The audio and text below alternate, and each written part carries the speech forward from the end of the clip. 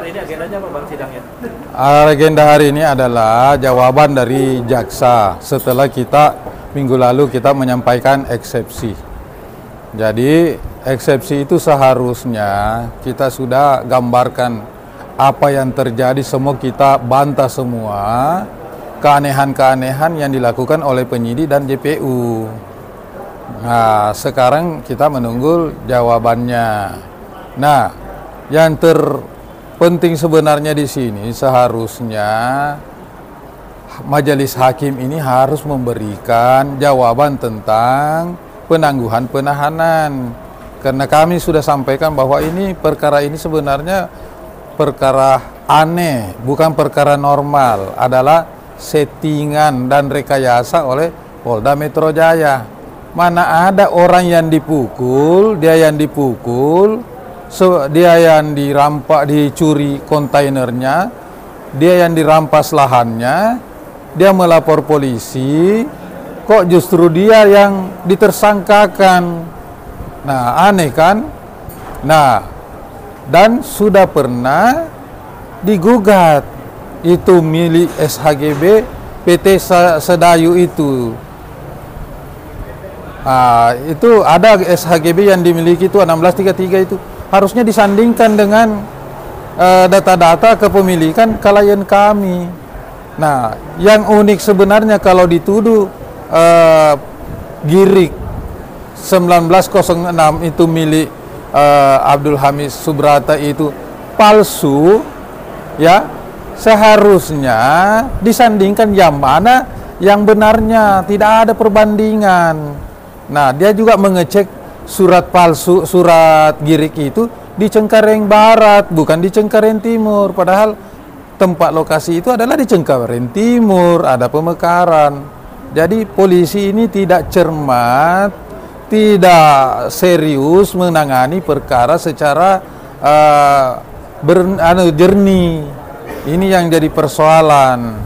Nah, kalau memang betul si Aguam itu, ya harusnya sandingkan itu surat-surat kepemilikan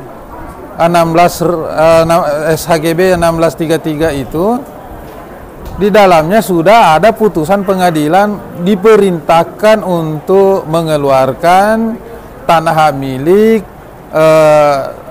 Haji Abdul Hamid Subrata. Jadi begitu ceritanya. Jadi kami berharap hari ini ada tindak lanjut permohonan penangguhan penahanan demi untuk menghindari namanya pelanggaran hak asasi manusia, perampasan hak kemerdekaan. Jangan dihukum orang sebelum ada putusan hakim peradilan yang menyatakan bahwa itu terjadi tindak pidana pemalsuan. Itu berapa banyak itu kemerdekaan yang selama 30 hari, berapa banyak kerugian material dan non material yang ditimbulkan. Seharusnya ini hakim yang menangani perkara ini harus bijak. Jadi biarlah, kan ada jaminan, sampai anggota DPR RI juga bersedia untuk jadi jaminan agar dilakukan penangguhan penahanan. Kurang apa lagi jaminannya? Kita sudah ajukan anaknya yang bersangkutan sebagai jaminan, kita ajukan sertifikat hak milik untuk sebagai jaminan, tidak melarikan diri. Ini sudah ada pengajuan lagi dari anggota DPR RI dari fraksi PKB. Kemarin dari anggota Komisi 3 kita diskusikan dan menunjukkan. Saya sampaikan bahwa sebenarnya pasal 263 dengan 266 yang dituduhkan kepada Pak SK Budi Harjo ini, saya tanya, mana surat yang dipalsukan? Siapa yang disuruh memalsukan dan digunakan di mana? Sementara yang dituduhkan di situ adalah penggunaan sebenarnya. Penggunaan surat itu sebenarnya bukan dalam rangka untuk melaporkan polisi. Bukan itu yang dilaporkan polisi. Yang dilaporkan polisi adalah pemukulan, pencurian kontainer dan perampasan tanah. Sementara ya tentu kan dalam lidik dan penyidikan tentu dibutuhkan dasar kepemilikan, dan ini tahun 2006 sudah dibeli oleh Pak Budi Harjo dan sudah diuruk dan diletakkan kontainer dan dipagarin. 2010 baru dilakukan pemukulan. Kemana aja selama ini?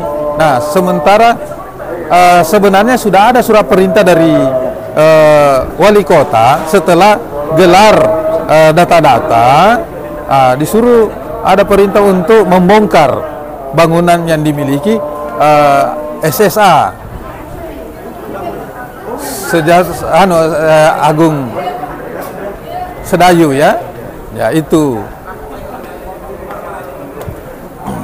Oke Bang, jadi hari ini yang diharapkan apa nih, penangguhan penahanannya disetujui ya Bang ya?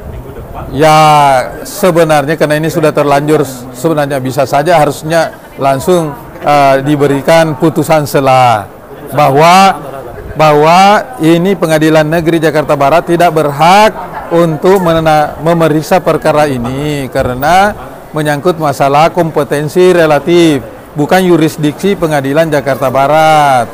Ya, yang kedua ada terjadi error impersonal, yaitu seharusnya kalau seandainya pun palsu surat Girik 1906 itu dan 5047 itu seharusnya bukan Budi Harjo bersama istri yang diproses, yang ditahan, seharusnya penjualnya. Tapi pintar polisinya ini bersama dengan pelapor ya, sengaja yang dituduhkan palsu itu adalah surat girik yang berasal dari orang yang sudah meninggal, dua-duanya sudah meninggal. Coba surat yang masih hidup penjualnya, dan penjual yang masih hidup itu luasan tanahnya itu 6.000 lebih. Nah, sementara yang dituduhkan palsu itu kurang lebih hanya 2.500. Ya, baru PT SMJ ini, BMJ ini ya, Sedayu ini menguasai 10.000 meter. Jadi justru dia yang merampok sebenarnya tanah 6.000 meter, seandainya pun itu palsu, tapi tidak ada sama sekali namanya surat kepalsuan. Tidak ada, sudah dicek melalui lurah, camat, dan sudah digelar di Menko Polhukam, dan bahkan staf dari Menko Polhukam telah melakukan turun di kelurahan, di kecamatan, mengecek surat yang dimiliki oleh Abdul Hamid Subrata itu yang dibeli oleh Pak Budi Harjo, dan sudah digelar juga di Menteri Dalam Negeri. Asli Bang ya suratnya? Ya asli semuanya. Nah justru ini sekarang yang menjadikan sebenarnya penggunaan palsu ini sebenarnya harusnya polisi yang harus ditangkap, karena barang sah dijadikan palsu, itu namanya pemalsuan.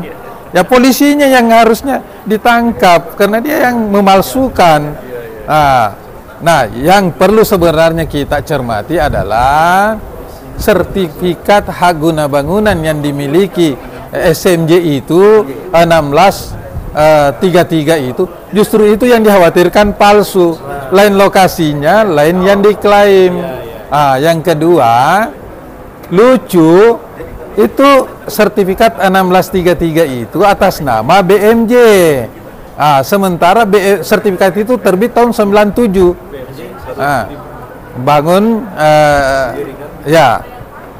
jadi sementara tahun 97 kemudian BMJ sendiri menurut catatan di Menteri Hukum dan HAM ya berdirinya tahun 2008. Bagaimana caranya? Berarti dari awal memang ini sudah ada konspirasi kejahatan mafia tanah. Iya, jadi dibuat-buat semuanya. Oke Bang, jadi mafia tanah lagi yang tetap ya Bang ya? Ya. Oke Bang, ini udah cukup, sepertinya udah hampir 10 menit nih Bang. Ya oke. Mudah-mudahan berhasil Bang hari ini. Ya, makasih.